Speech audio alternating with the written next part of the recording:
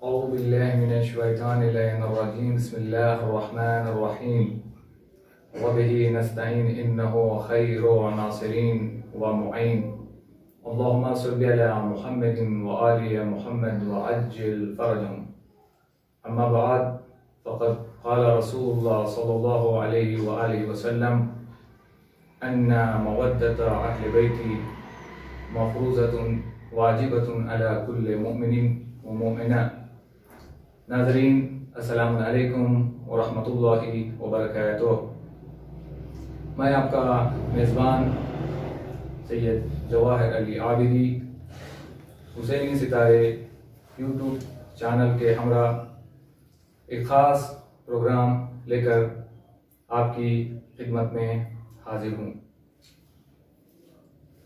آج کے ہمارے اس پرنور پروگرام کے مہمان خصوصی ہیں برادر محترم مولانا سید احتشام عباس زیدی صاحب قبلہ، مقیم علی پور، مدرس حوض علمیہ باقر العلوم علی پور. ان کا تعلق ہے یو پی سے. ایک عظیم شخصیت ہیں، بااخلاق، نیک کردار، اچھی صلاحیت کے مالک ہیں. ناظرین کرام، افق پر ہلال ماہ رجب طلوع ہو چکا ہے. ماہ رجب عظیم مہینہ، برکتوں والا، رحمتوں والا، نعمتوں والا مہینہ. ماہ رجب غم اور خوشیوں کا مخلوط مہینہ. ماہ رجب پروردگار عالم کا عظیم مہینہ ہے، جس میں پروردگار عالم نے ہمیں بہت ساری نعمتوں کو عطا کیا ہے. اس مہینے کی بہت ساری خصوصیات ہیں، مناسبتیں ہیں. سب سے پہلی برکت اس ماہ مبارک رجب کی کہ پروردگار عالم نے ماہ مبارک رجب کی پہلی میں محبان حجر کرار کو علم کی شکل میں ایک تحفہ عطا کیا. اس ماہ مبارک رجب کی آخری مناسبت معراج کی شکل میں ہے. پہلی مناسبت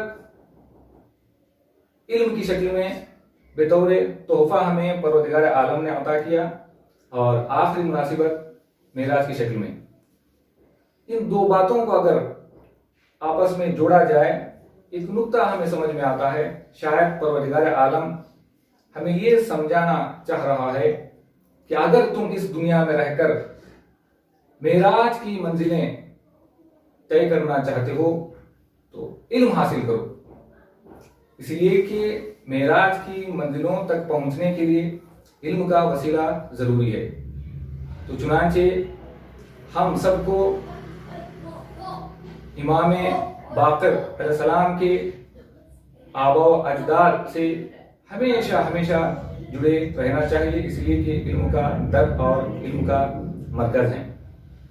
تو اس عظیم اور پرنور موقع پر، جو کہ پہلی رجب المرجب امام باقر علیہ السلام کی ولادت کی تاریخ ہے، اس پرنور پر مبارک موقع پر میں امام حجت کی خدمت میں، رہبر معظم کی خدمت میں، تمام مراجع اعظام کی خدمت میں، اور جہاں کہیں بھی دنیا کے گوش و کنار میں مومنین اور مومنات آباد ہیں، ان سب کی خدمت میں ہدیہ تبریک پیش کرتا ہوں، اور بالخصوص ہمارے ناظرین کی خدمت میں ہدیہ تبریک پیش کرتا ہوں.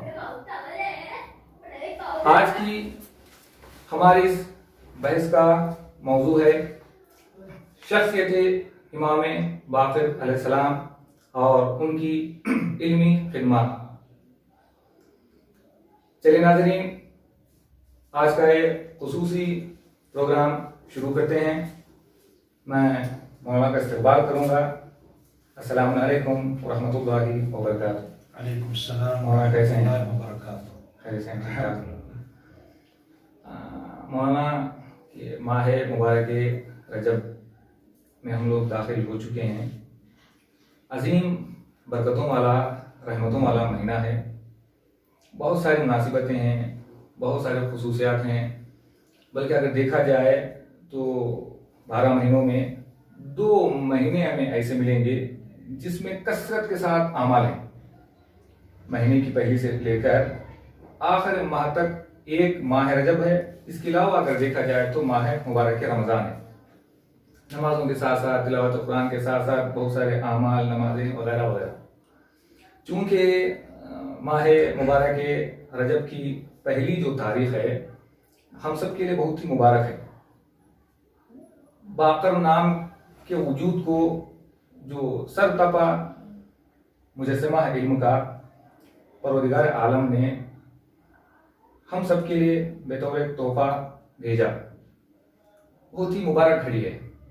تو میں چاہوں گا کہ آج کے اس پر نور پر مبارک موقع پر آپ ہمارے ناظرین کے لیے یہ بتائیں کہ امام باقر علیہ السلام کا جو حسب و نسب ہے کس عروج کی منزل پر تھا.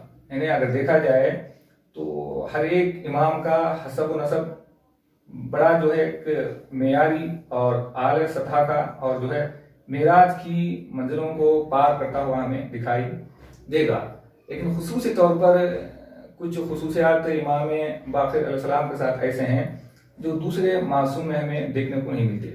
تو میں چاہوں گا کہ اس پرنور موقع پر ہمارے ناظرین کے لیے آپ یہ بتائیں کہ امام کا حسب و نسب کیسا تھا. میں بھی ناظرین کی خدمت میں ہدیہ سلام عرض کرتا ہوں اور اس مبارک موقع پر دل کی گہرائیوں سے آپ کی خدمت میں اور تمام ناظرین کی خدمت میں امام کی ولادت کی مبارکباد پیش کرتا ہوں اور پروردگار کی بارگاہ میں دعا گو ہوں کہ اس مبارک مولود کے صدقے میں وہ آپ نے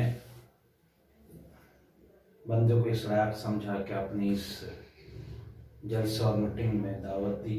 میں آپ کا اس سلسلے میں بھی شکر گزار ہوں.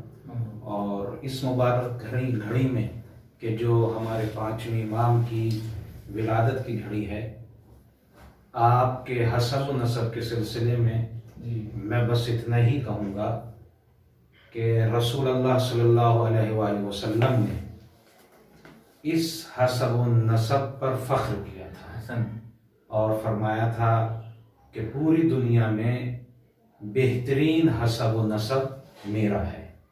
اور چونکہ امام محمد باقر علیہ السلام آپ ہی کی اولاد سے ہیں تو نتیجہ یہ نکلتا ہے کہ امام محمد باقر علیہ السلام کا حسب بھی تمام لوگوں میں بہترین نسب ہے.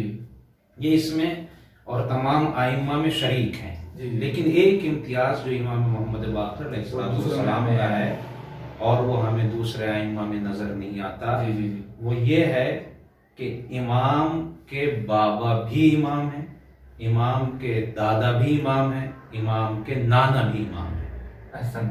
دوسرے ائمہ ہمیں نہیں ملتے کہ ان کے نانا بھی امام ہوں، یا دوسرے ائمہ نہیں ملتے کہ ان کے دادا امام ہمیں ملتے ہیں لیکن نانا نہیں ملتے.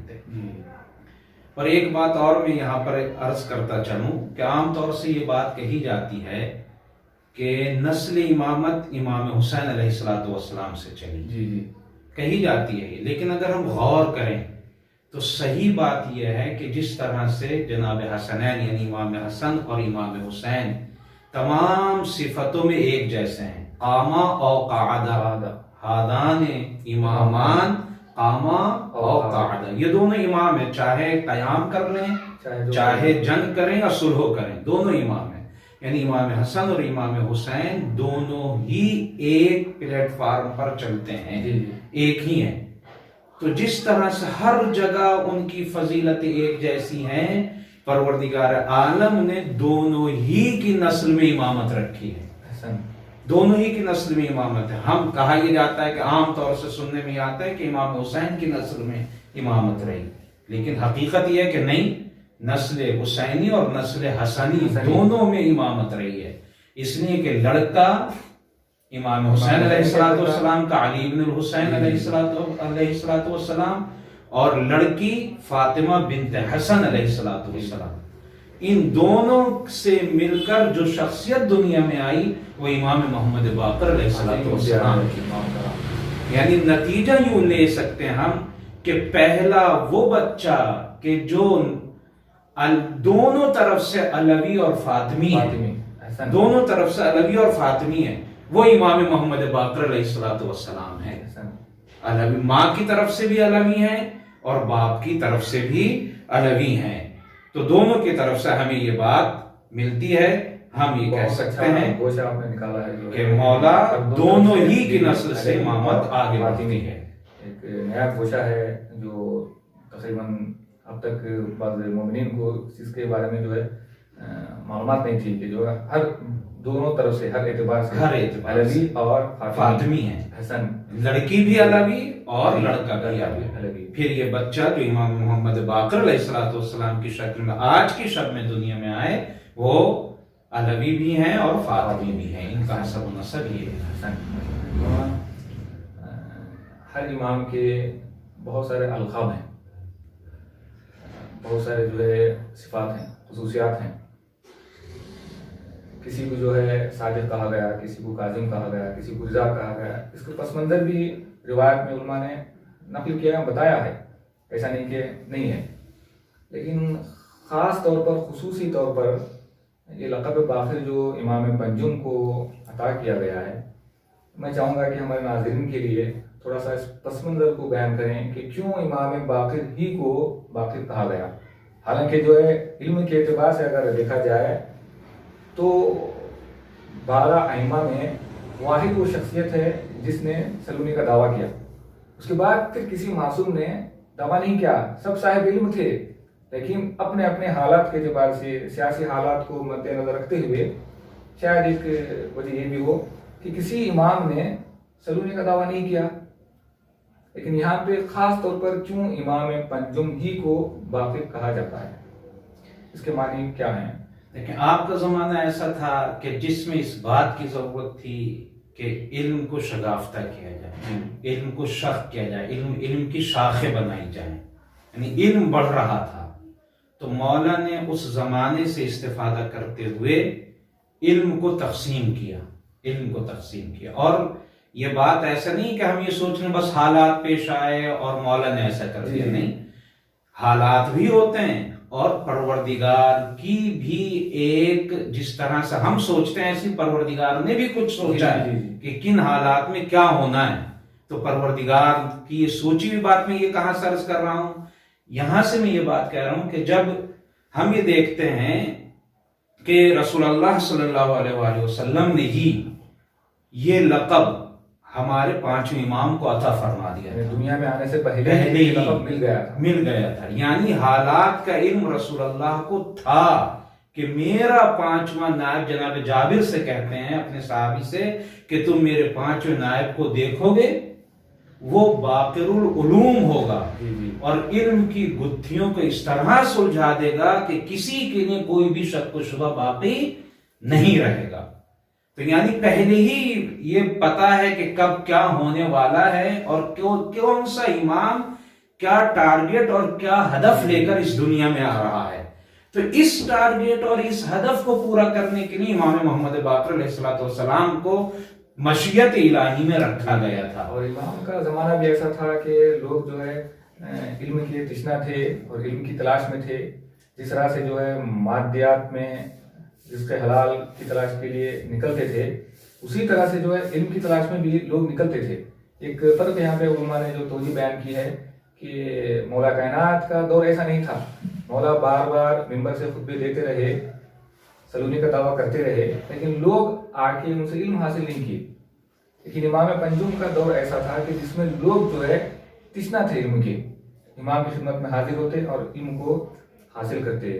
حسن ماشاءاللہ سے جو میں چاہوں گا کہ تھوڑا سا وہ لفظ باقر کی وضاحت تھوڑا سا پیش کر دیں کہ دیکھیں لفظ باقر اس کے اہم معنی جو ہیں یہ اس کی اصل عربی میں ہے بقرہ سے، بقرہ سے وہ، اور اس کے معنی ہوتے شگافتہ کرنا، شق کرنا، یا جیسے کہ علامہ شوستری نے لکھا ہے کہ اس طرح سے علم کی کھوج کرنا کہ جس طرح سے زمین کی کھدائی کی جاتی ہے بیج ڈالنے کے لیے، اس شخص کو کہ جو علم کی اس طرح سے کھوج کرے، علم کی اس طرح سے تلاش کرے، جستجو میں جائے، اس شخص کو کہا جاتا ہے باقر۔ تو چونکہ امام محمد باقر علیہ السلام نے علم کی تہ تک پہنچ کر اس کی گتھیوں کو سلجھایا اور لوگوں کو ان کے علوم تک پہنچایا، تو آپ کو یہ لقب دیا گیا باقر العلوم، اس لیے کہ مولا نے علم کو شگافتہ کیا تھا اور واقعاً آپ نے علوم و معارف کو نمایاں فرمایا اور حقائق احکام اور حکمت و لطائف کے سربستہ، یعنی جن کا جواب کسی کے پاس نہیں تھا، سربستہ خزانے ظاہر فرمائے اور لوگوں پر رویدہ کیے، ظاہر فرمائے۔ تو اس لیے امام کو لقب یہ دیا گیا تھا کہ باقر العلوم ہے آپ، یعنی علوم وہ شخصیت ہے جہاں سے علوم نکلتے ہیں، سرچشمہ علم، منبع ہے۔ میں یہاں پر یہ بات بھی اپنے جوانوں اور قوم خاص طور سے تمام انسانوں تک پہنچانا چاہوں گا کہ علم کا ڈسکور کرنا یہ امام محمد باقر علیہ السلام نے کیا ہے، یعنی آج کی زبان میں یوں کہہ سکتے ہیں ڈسکور جہاں ہوتے علم جہاں سے نکلتے ہیں، آج کا بہترین ترجمہ ریسرچ جو کروائی ہے امام باقر علیہ السلام نے کروائی ہے۔ تو ہم اپنی قوم اور تمام انسانوں سے یہ کہنا چاہیں گے کہ جہاں وہ ایجوکیشن اور تعلیم پر پیسہ خرچ کر رہے ہیں، وہاں تحقیقات اور ریسرچ پر بھی ایک بجٹ لے کر آئے، تاکہ مولا کے حقیقی چاہنے والوں میں ہمارا شمار ہو اور ہم علم کی تحقیقات کر سکیں۔ بھی بنتا ہے کہ ہم اس امام کے ماننے والے ہیں جو باقر العلوم ہے، بالکل۔ تو باقاعدہ طور پر ہمارا شرعی اخلاقی فریضہ بنتا ہے کہ امام پر ریسرچ ہو، تحقیق ہو۔ احسن مولانا کی خدمت میں سوال یہ ہے کہ ہر امام نے اپنے دور میں اپنے حالات کو مد نظر رکھ کر علمی خدمت کو انجام دیا ہے۔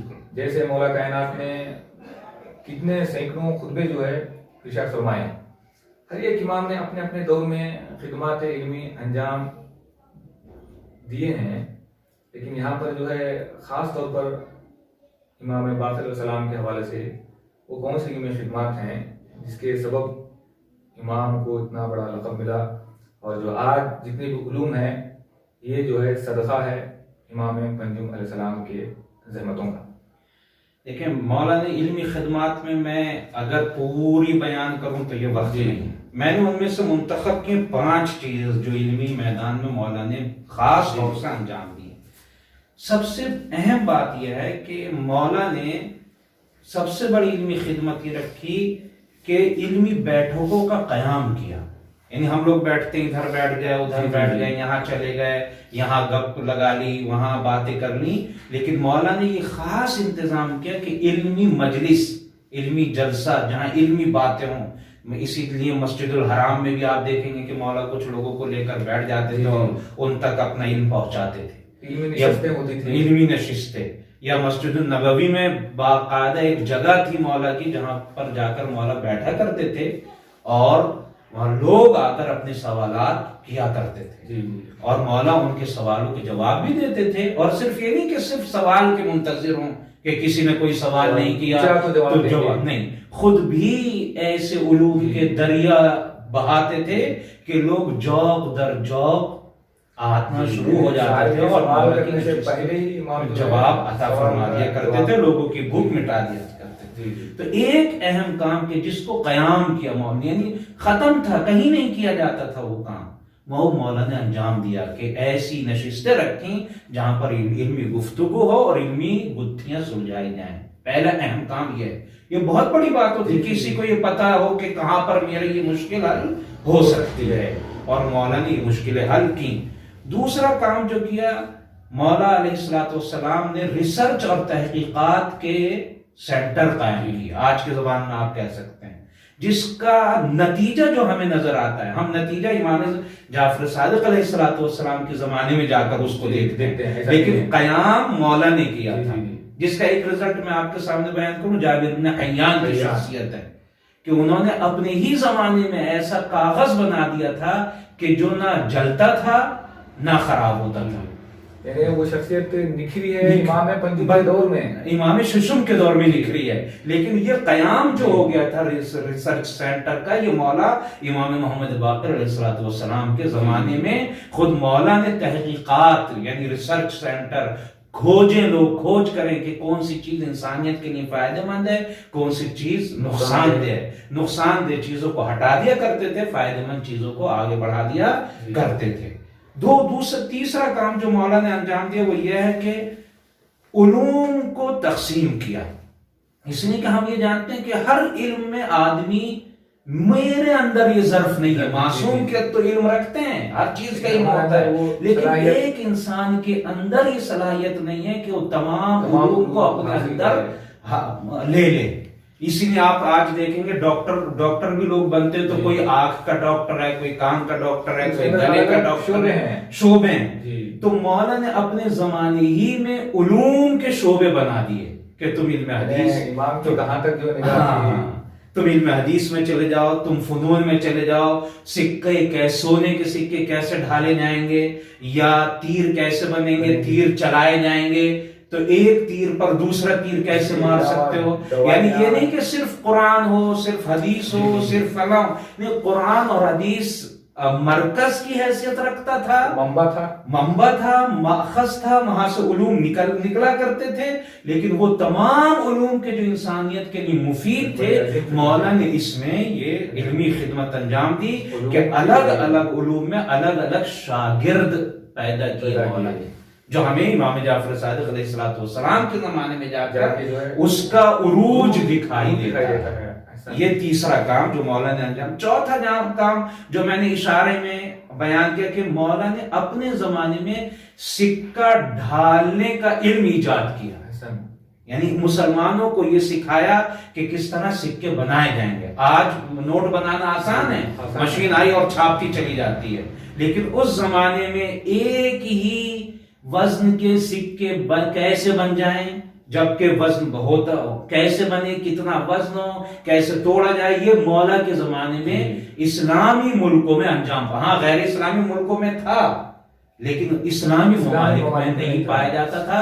جو سب پریشان تھے، مولا نے اس پریشانی کو دور کیا اور کتنا بڑا مسئلہ حل کیا، علم عطا کیا کہ کس طرح سکہ بناؤ. اور اس زمانے میں شیشے کے سکے بنانے کے قاب کو مولا نے سکھایا کہ کس طرح سے تم اپنا یہ علم آگے بڑھا سکتے ہو. اور آخری بات جو اہم بات ہے وہ مولا نے شاگرد پروری کی. دیکھیں میں علم حاصل کر لیتا ہوں مثلا، لیکن مجھے یہ فکر نہیں ہوتی کہ آنے والے جب زمانے میں جب دنیا سے میں چلا جاؤں گا تو اس قوم کا، اس دنیا کا کیا ہوگا، کون وارث کون ہوگا. لیکن امام نے شاگرد پروری کی، ایسے شاگردوں کو پیدا کیا کہ جن کے ذریعے سے علوم آگے بڑھ جائیں. اور مولا نے اس میں کسی قوم، کسی مذہب کا خیال نہیں رکھا، چاہے اپنے مذہب والوں، جہاں سینکڑوں شیعہ آپ کو مل جائیں گے مولا کے شاگرد، وہیں اہل سنت کے بھی ہیں. اہل سنت کے محمد ابو حنیفہ کا نام مولا کے شاگردوں میں آتا ہے، جو امام جعفر صادق علیہ السلام کے بھی شاگرد رہے ہیں. اور صرف یہ نہیں کہ انسانوں کو شاگرد بنائے، بلکہ جن بھی چونکہ ایک مخلوق ہے، وَمَا خَلَقْتُ الْجِنَّ وَالْإِنسَ إِلَّا لِيَعْبُدُونَ، تو مولا نے انسانوں کے ساتھ ساتھ جنوں کو بھی اپنا شاگرد بنایا اور ان کو بھی علوم سکھائے، جس میں مولا اپنے اس عمل کے ذریعے سے، اس علمی خدمت کے ذریعے سے ہمیں یہ بتانا چاہتے ہیں کہ جب تم علم حاصل کر لو تو یہ نہ دیکھو میرا رشتہ دار کون ہے، یا میں اس کو دوں یا نہ دوں. نہیں، علم کسی مذہب، کسی قوم، کسی خاندان کی میراث نہیں ہے، بلکہ انسانیت کی میراث ہے. اور ہمارے استاد نے یہ وضاحت کرتے ہوئے یہ بات کہی تھی ہم سے کہ جب کہیں پر جانا تو تم عالم ہو، یعنی سورج کی طرح رہنا. جس طرح سورج یہ نہیں دیکھتا کہ یہ میرے رشتہ دار ہے یا کون ہے، بلکہ جب چمکتا ہے تو سب پر چمکتا ہے، اسی طرح تمہیں بھی سب کے لیے چمکنا چاہیے۔ تو یہ مختصر مولا کی علمی خدمات ہیں جو ہمیں بھی انجام دینا چاہیے۔ یعنی پوری امام کی علمی خدمات کو سمیٹ دیا ہے، ان 5 باتوں کو اگر پھیلایا جائے تو اول سے آخر تک امام کی علمی زندگی نکھر کے سامنے آئے گی۔ احسن، ماشاء اللہ۔ ایک اور سوال آپ کی خدمت میں مولانا یہ کہ ہر امام ہمارا معصوم سیرت کا مجسمہ اور کردار و اخلاق کا مجسمہ تھا، اور اپنے اپنے دور میں اپنے اپنے اعتبار سے امام نے اپنے مخالفین کے ساتھ، اپنے چاہنے والوں کے ساتھ، اپنے دشمنوں کے ساتھ بھی ایک اخلاقی رویہ اختیار کیا ہے۔ میں چاہوں گا کہ اس پر مبارک موقع پر ہمارے ناظرین کے لیے امام پنجم کی زندگی کا ایک اخلاقی گوشہ بیان کریں تاکہ ہم سب اس پر مسرت موقع پر درس حاصل کر سکیں۔ ایک امام کے بارے میں کہا جاتا ہے ایک جملہ جو عربی میں لکھا جاتا ہے، بہت اہم جملہ ہے، امام بارع مجمع جلالہ و کمالہ۔ اس کا مطلب یہ ہے کہ آپ عظیم الشان امام اور پیشوا تھے، جی، یعنی جن کی عظمت کا اندازہ نہیں لگایا جا سکتا، اور پھر آپ تمام صفات کمال و جمال کو اپنے اندر جمع کیے ہوئے تھے، یعنی دنیا کی جتنی اچھائیاں ہو سکتی ہیں وہ امام میں پائی جاتی تھیں، اور کوئی بھی دنیا کا عیب امام کے اندر نہیں پایا، اور اس کا اقرار دشمنوں نے بھی کیا ہے۔ حتیٰ امام کے سلسلے میں ملتا ہے کہ لوگ مولا کو گالی پر گالی دیے جا رہے ہیں، لیکن پھر بھی مولا اخلاق کا مظاہرہ کر رہے ہیں، اور یہ فرما رہے ہیں کہ ہم ان میں سے نہیں ہیں کہ جو اپنے خلاف سن کر فوراً گرم ہو جاتے ہیں، جذبات میں آ جاتے ہیں۔ نہیں، ہم آئی اس لیے ہیں، اچھوں کو اچھا بنانے کے لیے تھوڑی آئے، ہم آئی اس لیے تاکہ بروں کو برا اچھے ہو جائیں۔ اور امام نے ایسے ہی کیا، اپنے اخلاق کا ایسا مظاہرہ کیا کہ وہ شخص جو گالی پر گالی دے رہا تھا، لوگوں نے دیکھا کہ تھکنے کے بعد امام کے قدموں پر اپنا سر رکھتا ہے اور کہتا ہے واقعاً آپ ہی اخلاق کا مجسمہ ہے، اور دنیا کے آخری دن تک وہ مولا کی خدمت میں رہتا ہے۔ بہرحال ایک بات میں اور آپ کی خدمت میں عرض کروں گا، عام طور سے مولا کے ایک اہم اخلاق، ویسے تو میں نے عرض کیا کہ تمام اخلاقیات مولا کے اندر تھے، لیکن ایک صفت مولا کی بالکل ہٹ کر تھی۔ دیکھیں، جب ہم اپنے معاشرے میں دیکھتے ہیں یا ہم میں بھی شاید یہ صفت پائی جاتی ہے، اور اگر پائی جاتی ہے اللہ اسے ختم کر دے، عام طور سے کیا ہوتا ہے، پیسے والوں کا لوگ احترام کرتے ہیں، عزت کرتے ہیں، انہیں دیکھا کھڑے اونچی، ہاں، اور غریب کو تھوڑا گرتی ہوئی نگاہ سے دیکھتے ہیں، اس کی عزت نہیں کرتے، اس کا خیال۔ اور یہ ہو سکتا ہے ہمارے اندر، تو ہمیں بھی اپنی اب سوچنا چاہیے کہ خدا نہ خواستہ ایسا تو نہیں ہے کہ ہم غریب کو سلام کرتے میں تھوڑا احترام ہمارے اندر نہ آئے، اور امیر کو سلام کرتے میں ہمیں اچھا ہی۔ لیکن امام محمد باقر علیہ السلام کی ممتاز صفت تھی کہ آپ غریب کو زیادہ اہمیت دیتے تھے بے نسبت امیر کے، بے نسبت پیسے والے کے۔ ایک یہ اخلاقیات تھی مولا کی۔ تو ہمیں یہ سوچنا چاہیے کم سے کم اس غریب کے پاس اگر پیسہ نہیں ہے تو کم سے کم میرے سلام اس کے پاس ہو گئے، ہاں مولانا مجھے عزت دیتے ہیں۔ اور ایک بات جو میں اپنے ناظرین سے، یہ اہم بات ہے جو میں پہنچانا چاہتا ہوں مولا کی، کہ مولا اپنے شاگردوں کی مالی مدد کرتے تھے، مالی مدد، اپنے مال سے مدد فرماتے تھے۔ کیوں؟ تاکہ وہ اطمینان خاطر کے ساتھ لوگوں کے درمیان نشر و ترویج علوم کر سکیں۔ یعنی ایک چیز یہ بھی ہونا چاہیے اخلاقیات میں سے کہ میں یہ سوچوں یہ شخص کہ جو پڑھ رہا ہے، جو لکھ رہا ہے، اگر یہ پڑھنے میں لگے گا اور کمائے گا بھی تو اس طرح پڑھ نہیں سکتا۔ یا میں یوں بات پلٹ کر کے دیکھ، یہ سسٹم آج بھی ہمیں یونیورسٹیز میں ملتا ہے، اسکالرشپ کے نام سے۔ علی گڑھ یونیورسٹی میں گیا، وہاں اسکالرشپ دوسری، یہ کیا ہے، یہ مولائی کا ہے۔ اگر آپ حقیقت میں دیکھیں تو اسکالرشپ جو دی جا رہی ہے مولا نے اس وقت شروع کر دی تھی۔ اگر ہم بھی ابھی باقی رکھنے اس اسکالرشپ کو تو دنیا علم کی ترقیوں کو حاصل کرتی چلی جائے گی۔ طالب علموں کو اگر نکھارنا ہے تو اس کے پیچھے جو ہے تو یہ اخلاقیات میں سے شامل ہے کہ اگر ہم کسی کو کام لینا چاہتے ہیں، اس کو علوم میں آگے بڑھانا چاہتے ہیں، تو اس کا خیال رکھیں، اس لیے کہ دنیا میں ہر کوئی اپنا پیٹ لے کر آیا ہے اور مولا نے انتظام کیا. ہم بھی اگر مولا کے علوم کو آگے بڑھانا چاہتے ہیں تو اس سلسلے میں ہمیں سوچنا پڑے گا. وہی انتظام کا نتیجہ تھا کہ ہزاروں کی تعداد میں شاگرد جو ہے پھیلے ہیں. نہ اگر امام کمک نہ کیے ہوتے تو پھر ظاہر سی بات ہے سینکڑوں مشکلات پیدا ہو گئی.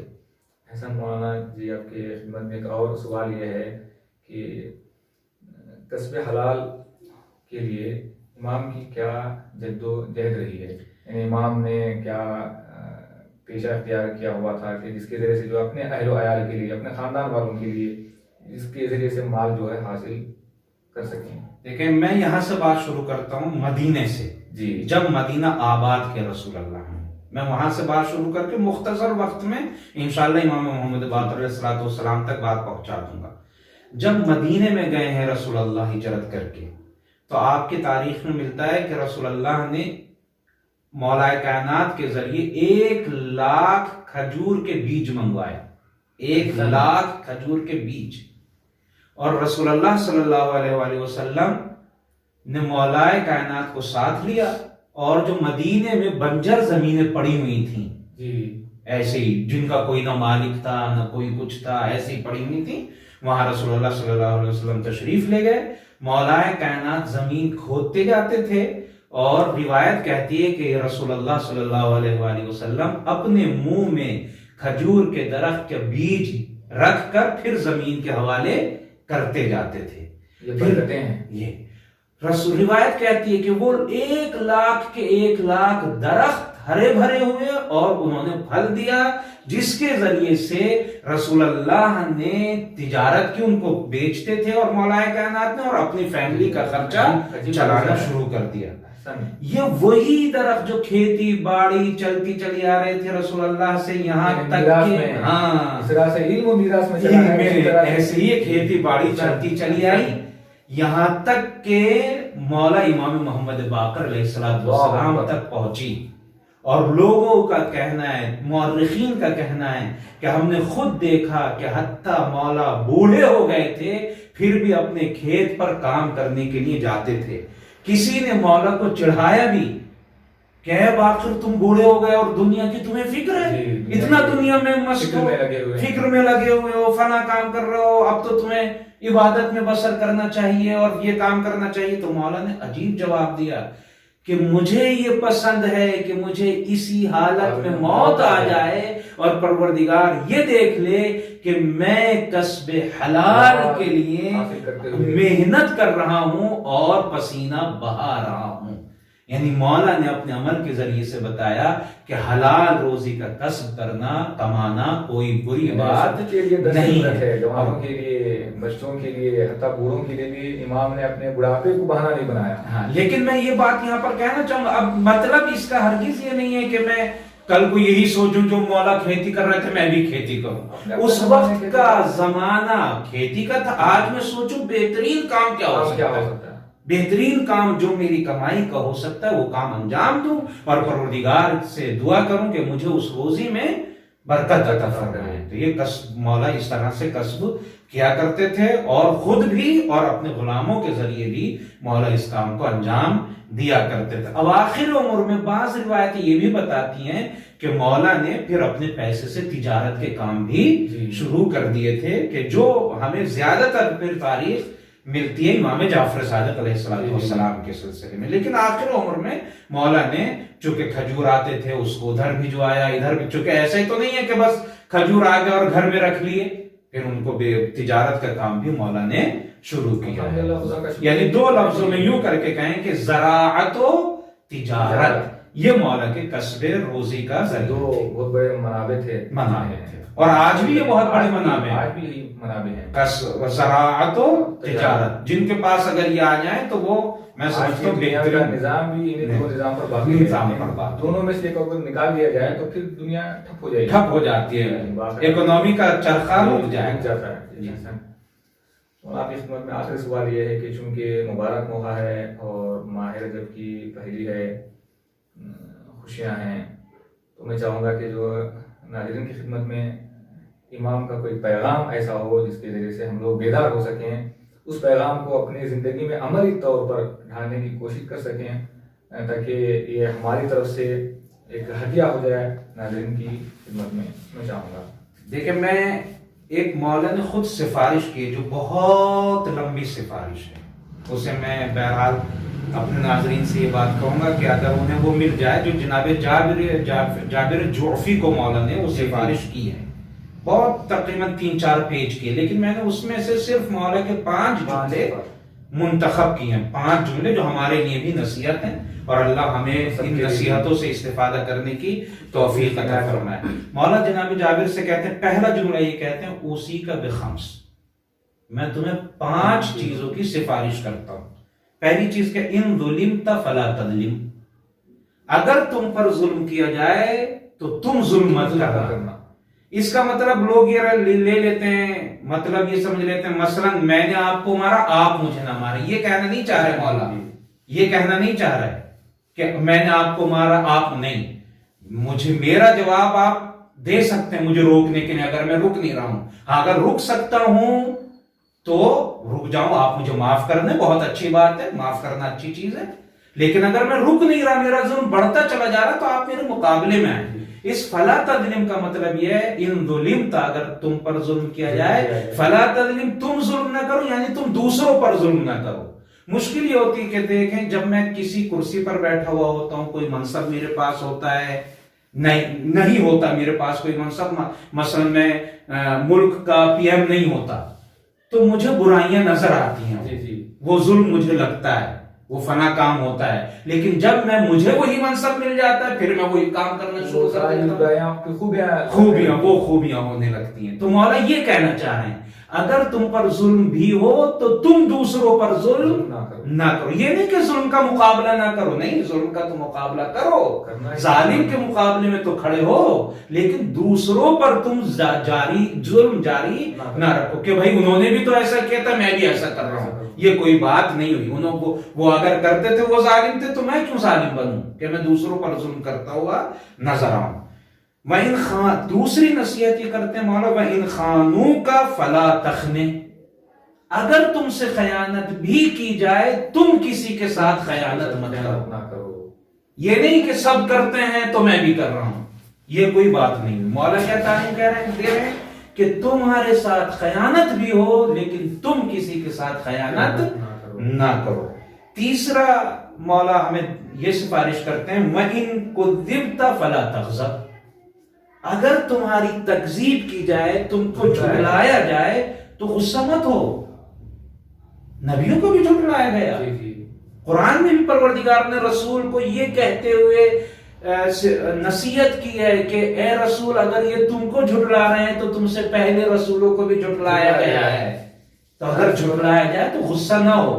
تیسرے ہر جگہ اپنی بات منوانے کے لیے، تو اگر جھٹلایا بھی جائے تو غصہ نہ ہو۔ پھر مولا کہتے ہیں وَإِن مُدِحْتَ فَلَا تَفْرَحْ، اگر تمہاری تعریفیں کی جائیں تو خوش مت ہونا، اگر تمہاری تعریفیں کی جائیں تو خوش مت ہو جانا۔ پھر وَإِن ذُمِمْتَ فَلَا تَجْزَعْ، اور تمام لوگ بھی تمہاری مذمت کریں، تمہیں برا بھلا کہیں تو غمگین مت ہونا، جزا و فضا مت کرنا۔